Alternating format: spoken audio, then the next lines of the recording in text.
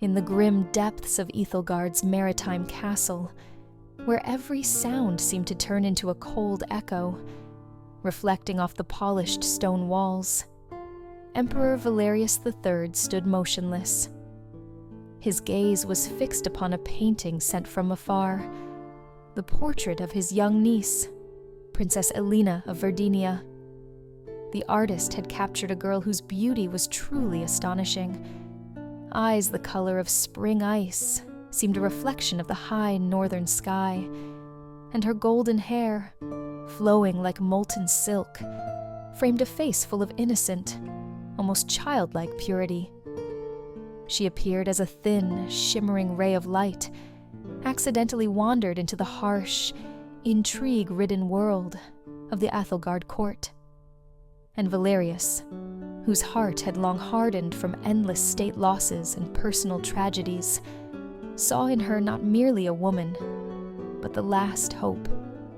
Hope for a strong heir, for the unwavering continuation of the great house of Sorrento. He felt that without this cornerstone, his empire, stretching from icy fjords to sultry southern colonies, risked collapsing. The summer of 1568 became for Valerius III a period of unbearable losses that split his life into before and after. His firstborn son, heir Witold, had died in captivity, where the emperor himself had been forced to send him earlier that year. The relationship between father and son had long been poisoned by mutual misunderstanding and fear. Witold's mind would sometimes be clouded by a fog of madness, his behavior becoming unpredictable, bursts of anger, suspicions of conspiracy, public insults. All this compelled the emperor, a man of duty, to make the most terrible decision of his life: isolation. Witold faded away in loneliness, leaving behind only bitter questions, agonizing pain, and a political void. Not long before, Valerius had been negotiating the marriage of his son to that very Elena, the daughter of his sister Augusta Cecilia and Prince Eric. But fate snatched away that hope, and now that the throne was without a direct, recognized successor, the emperor looked upon Elena's portrait with a new, more authoritative and personal intent. She was no longer the bride of a phantom son, but his future wife. Furthermore, the autumn of 1568 brought a second, no less devastating loss. Valerius's third wife, Queen Laetitia de Montferrat, young, fragile, yet full of vitality, died during a strenuous childbirth, taking with her the infant, a son who could have been the long-awaited salvation for the dynasty. Her death left a gaping void in the emperor's soul that could be filled neither by daily prayers nor by the piles of state papers. Laetitia, gentle, kind, possessing the rare gift of solace, was for Valerius not merely a spouse, but a quiet harbor in his stern life, tormented by wars and political intrigues. Now, deprived of both son and wife, he physically felt his throne, which once seemed a monolith, begin to tremble. Aquitania, the great empire, demanded stability, and above all, an heir. And Valerius, who was past 40, realized that a new marriage was not a whim, but a cruel inevitability. Princess Elena, born in November 1549, was the daughter of the powerful Prince Eric, an imperial elector, and Augusta Cecilia, Valerius's own sister. She grew up in Lindholm Fortress, surrounded by the strictest etiquette of the House of Verdinia, where the concepts of faith and dynastic duty were placed above any personal feelings. She was raised in a spirit of deep Catholic piety, yet Elena managed to preserve a delicate spark of youth within her, not daring, but rather melancholy soft, almost childish in its naivety. Her beauty, whispered about in every European court, was not provocative. It was restrained and noble, as befitted a princess whose future was meticulously planned. Her eyes, clear and profound, seemed to hold an absolute calm, and her light locks framed features that, according to the poets of Verdinia, could inspire immortal poems. But beneath this flawless exterior lay a soul that had already resigned itself to the monstrous duty she was about to fulfill. Valerius III, a man of cold, calculating intellect and an iron, unshakable will, was not prone to displays of sentiment. His personal life was completely subordinated to the interests of the state and faith. He ruled an empire where, as the courtiers liked to say, the sun never set. Yet in his own heart reigned an impenetrable darkness. The loss of Witold and Laetitia was the final blow, forcing him to act with maximum resolve. He recalled the negotiations of 1567, when Elena was considered a bride for his deceased son. Now, rendered heirless in the eyes of the throne, the emperor decided to take Witold's place himself.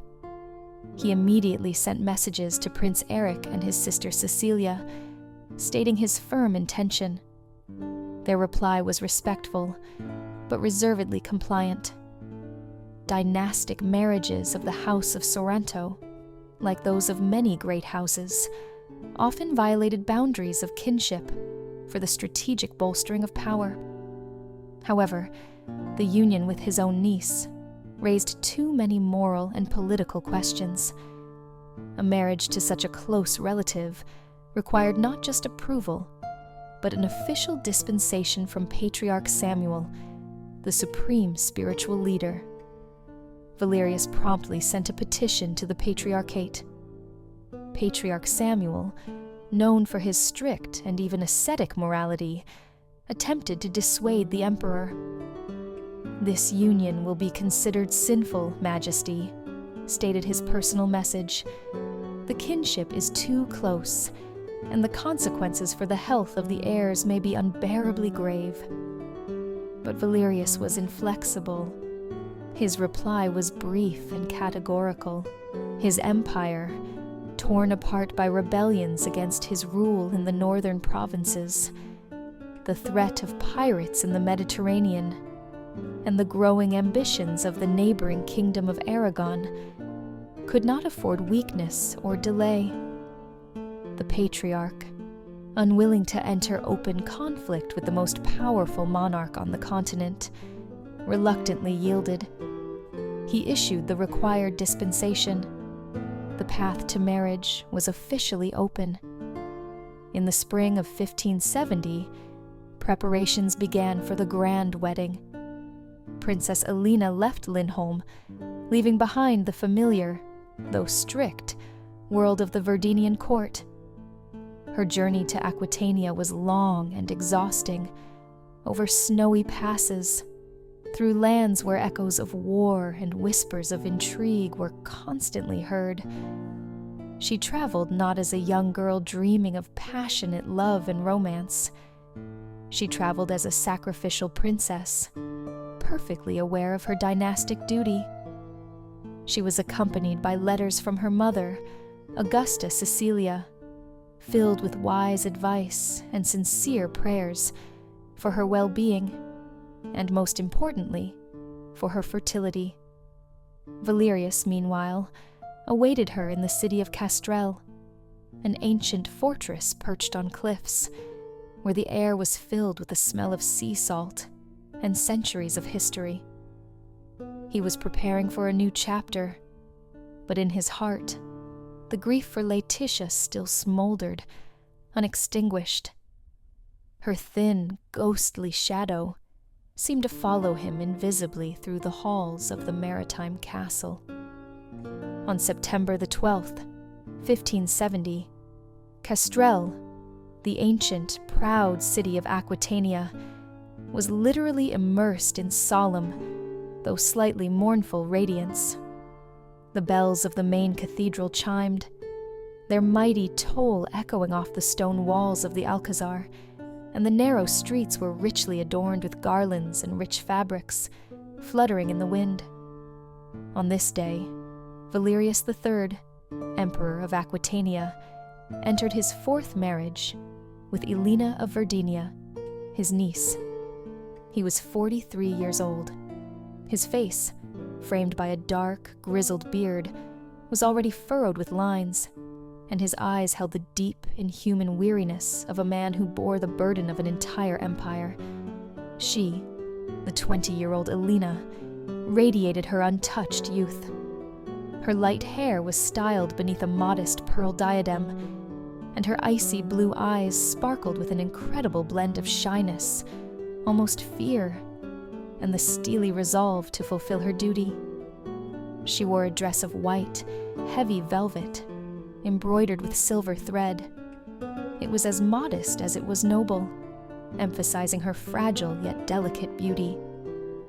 Valerius, despite all the splendor of the event, was clad in black velvet, with a touch of mourning in the trim of his attire, as if tacitly reminding everyone of his recent sorrow for Laetitia de Montferrat, whose death still resonated as a dull, aching pain in his restless heart.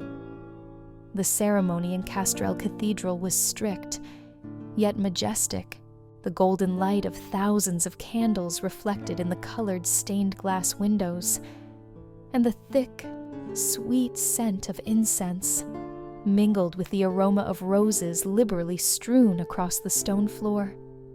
Courtiers in silks and velvet whispered, observing this strange, contrasting pair: the stern emperor, whose life was entirely subservient to cold duty, and the young princess, whose smile seemed too lively and sincere for the grim, etiquette-bound Ethelgard court. The patriarchal dispensation, issued by Samuel, lay on the altar, a silent, heavy reminder that this union was first and foremost a union of dynasties, not of hearts. Yet on that day, under the solemn sounds of the organ and the melodic Latin prayers, Elena looked almost happy. Her movements were light, airy, almost childlike, and even Valerius, whose face rarely showed even a hint of a smile, looked at her with an unexpected softness that no one had anticipated. The moment the new queen was led to Valerius's two young daughters by the late Laetitia, Dominica and Martina, Elena did not wait for a ceremonial curtsy.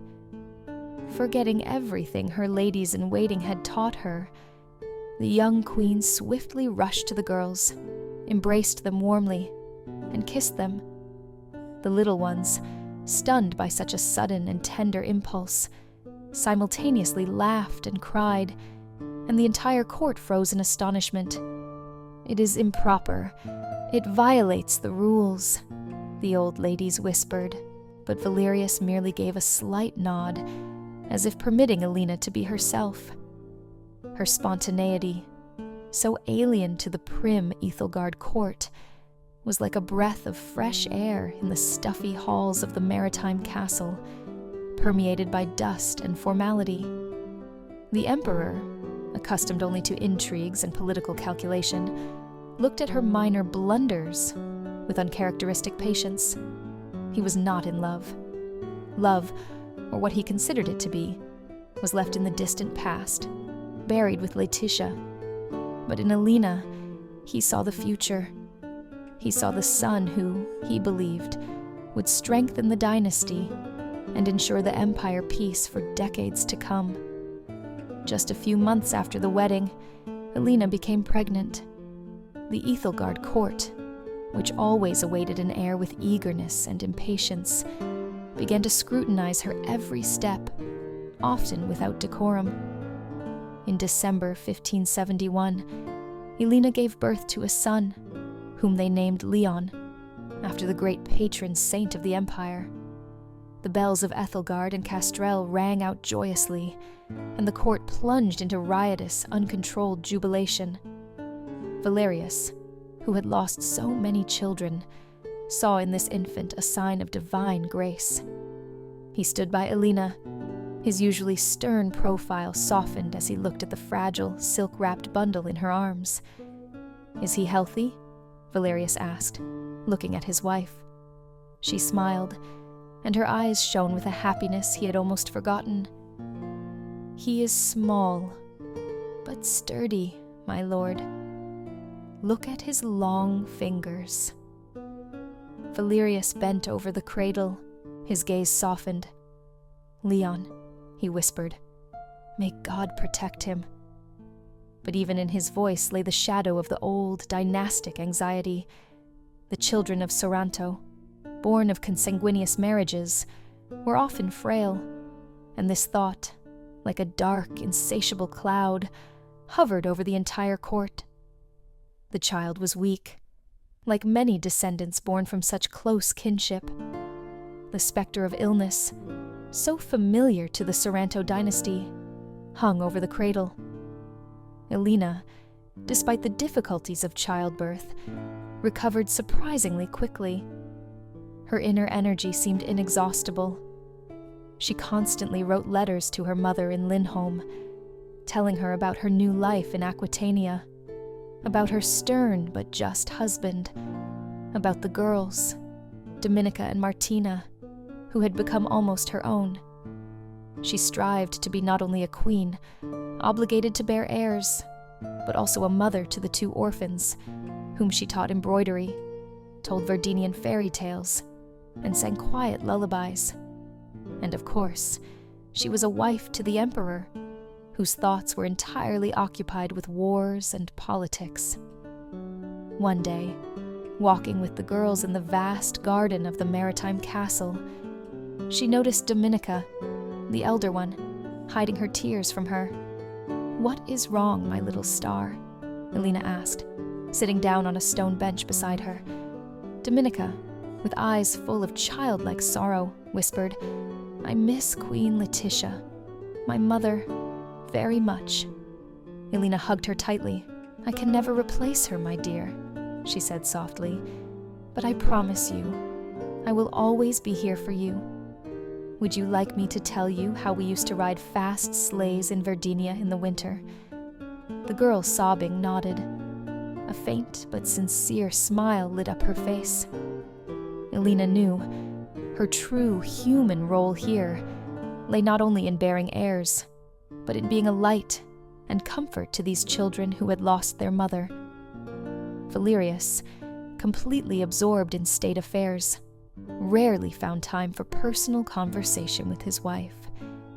His days were filled with fierce struggles against the uprisings in the northern provinces, where Protestants openly challenged the Catholic crown, and complex negotiations with the Kingdom of Aragon, whose throne he soon hoped to add to his dominions.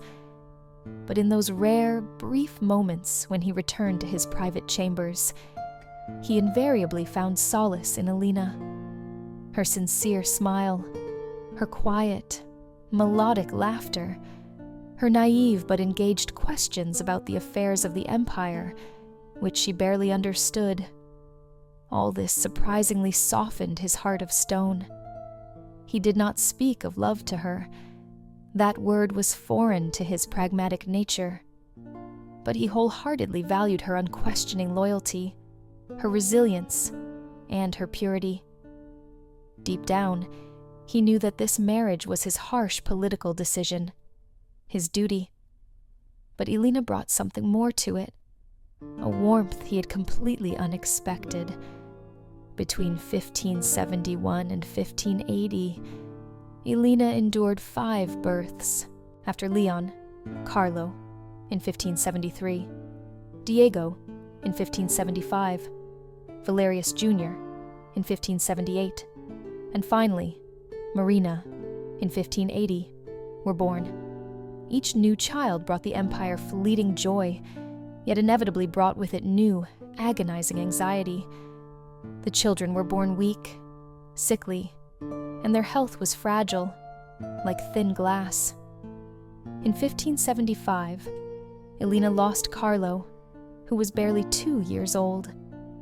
She stood by his tiny, freshly dug grave in the garden of the maritime castle, tightly clasping Valerius's hand. "Why does the Almighty take them? Why this trial?" she asked quietly, almost soundlessly. Her voice trembled with suppressed sobs. Valerius, whose face was as impenetrable as a rock, replied, "We are not able to understand his great designs, Elena, but we are obligated to believe." His words were cold and full of fatalism, but the hand clutching her own was surprisingly warm and strong. Elena merely nodded silently, but with every loss, an all-consuming, endless melancholy grew in her heart. Life at the Ethelgard court was relentlessly austere. The maritime castle, with its monastic strictness and unwavering adherence to etiquette, literally suppressed Elena's lively nature. Her Verdinian soul, accustomed to grace and music, longed for laughter, for lightness, for true, human freedom. The courtiers, who watched her every move, never ceased to whisper about her foreign manners. "She is too cheerful and frivolous for a queen of Aquitania," they would say. Elena tried to comply, but her true nature would surface in minor details, in the tenderness with which she danced with the infantas, in how heartily she laughed at the jokes of the court musicians. One day during a formal dinner, she turned to the emperor and said resolutely, "My lord, in Verdinia, we often sang at the table. Would you not allow the musicians to play something light, something elegant?" Valerius, occupied with letters from the rebellious northern provinces, lifted his weary gaze. "It is not customary, Elena, but if it makes you happy, let them play." Music filled the enormous echoing hall, and for a brief moment, the emperor smiled, seeing his young wife quietly swaying her head in time with the melody. But joy, as always, proved fleeting. In 1578, Leon, the firstborn, died at the age of only 7. Elena, sitting by his bedside, stroked his chilling little hand and whispered prayers in the Verdinian dialect. "I must be strong. I must," she repeated to herself, but hot tears streamed down her cheeks, leaving wet tracks on her face. Valerius, entering the room, froze, shaken by her grief. "Elena," he said quietly, "you have given me sons. That is already a great gift I dare not forget." But his words, full of proud restraint, could not drown out her maternal pain. Elena felt her energy, her light, gradually fading, as the melancholic life at the maritime castle court sucked the last of her strength. She continued to pray, care for her 2 remaining daughters, and support her husband. But a deep, inconsolable weariness had settled in her eyes, once so bright. In 1580, when Elena was pregnant with her last child, Marina, Valerius decided to travel to the border with the Kingdom of Aragon. Following the death of the Aragonese king, a succession crisis began, and Valerius, being the son of an Aragonese princess, pressed his claim to the throne. The family stopped at Sorin Border Castle, a small, dusty town right on the frontier. Elena, despite her difficult condition, insisted on making the journey. "I must be by your side," she told the emperor. "Aquitania needs you, and I, perhaps, need you, my lord, here, away from the court." He looked at her with a rare, gentle warmth. "You are stubborn, as always, Elena," he replied, but did not object. In Sorin, the emperor suddenly fell gravely ill with a fierce fever, influenza, and Elena, forgetting herself and the child, stayed by his bedside day and night. "You will certainly recover," she whispered, changing the cold compresses. "God will not abandon us. He is merciful." But her selfless care proved fatal. The fever she caught from her husband swiftly penetrated her body, already exhausted by 5 births, and the grief of 4 losses. The physicians surrounding the queen worked diligently, but their methods were cruel and detrimental. Endless bloodletting and powerful purgatives wore Elena down, draining the last remnants of her life. She lay in chambers, where light barely penetrated through the heavy mourning curtains, and her voice, once resonant, became a weak, barely audible whisper. "Take care of the girls," she told one of her ladies-in-waiting when the fever became unbearable. "Dominika and Martina. They must remember that I loved them as my own." The lady-in-waiting, fighting back tears, could only nod. On October the 26th, 1580, Elena passed away. She was only 30 years old. The child she was carrying, a girl named Marina, was born stillborn, never seeing the light. Ethelgard and the maritime castle sank into a deep silence. Even the bells rang softer, as if mourning the young queen whose light had faded so quickly. Valerius, having recovered from his illness, stood by his wife's coffin. His face was, as always, impenetrable, but the fingers clutching his prayer beads trembled noticeably. "You were too good for this cruel world," he whispered when the courtiers, observing etiquette, had left. "Forgive me that I did not give you more." He did not cry. Sorrento emperors do not weep in public, but in his eyes lay the shadow of deep guilt. He would later write in a letter to his sister Augusta Cecilia, "Elena was a gift that I, admittedly, did not deserve.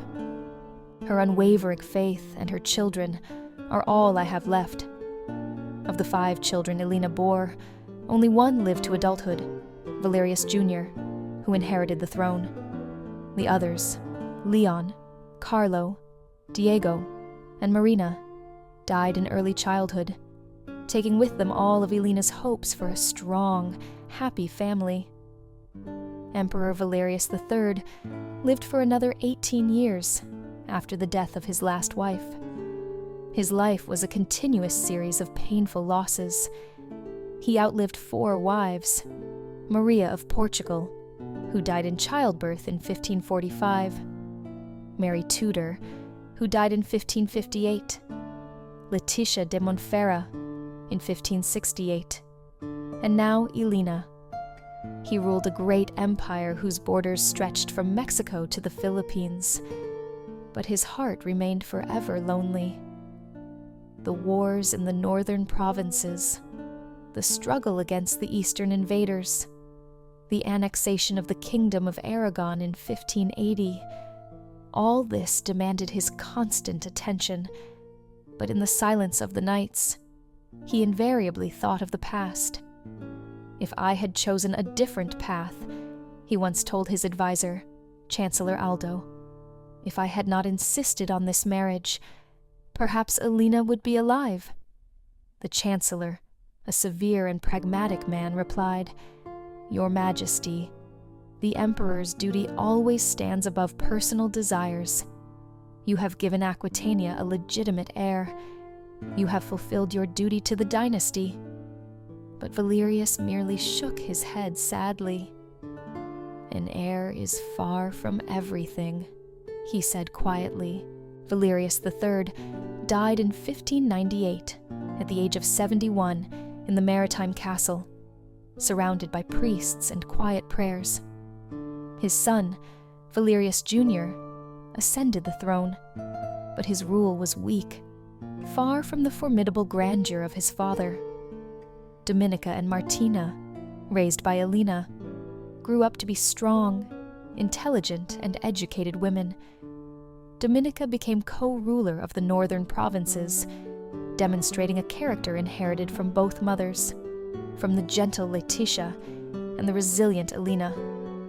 In their lives, the bright imprint of Elena's warmth, her kind fairy tales, Her warm embraces, her pure faith, remained forever. She was a mother to us, albeit for a short time, Dominica wrote years later, recalling her stepmother. She brought us light when we were in the deepest darkness.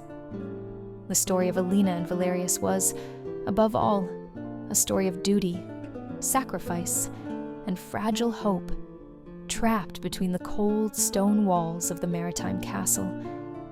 But in it, there was undoubtedly light, the light of Elena, whose youth and unconditional kindness briefly illuminated the gloom of the Ethelgard court. Her children, though weak, became part of the great dynasty, and her tender care for Valerius's daughters left an indelible mark on their destinies. Years later, in 1615, when Dominica was present at her niece's wedding, she suddenly heard music, surprisingly reminiscent of the Verdinian melodies that Alina used to hum. She would have surely smiled, Dominica said, and her voice trembled with sudden memories. Alina's legacy lives not in loud military victories or political treaties, but in quiet, precious recollections. Her son Valerius Jr.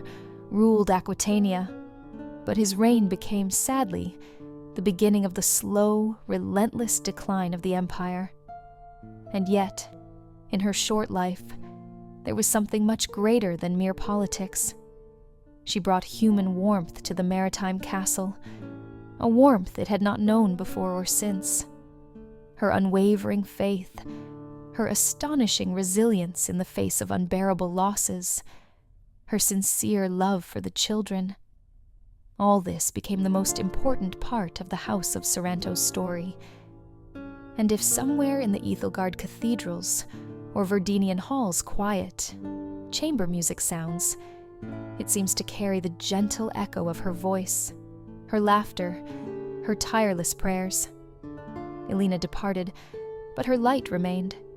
It remained in the daughters she embraced, in the son who continued the dynasty, and in the bright memory of those who knew, even in the sternest, iciest world of the emperors, there is always a place for human, sacrificial tenderness.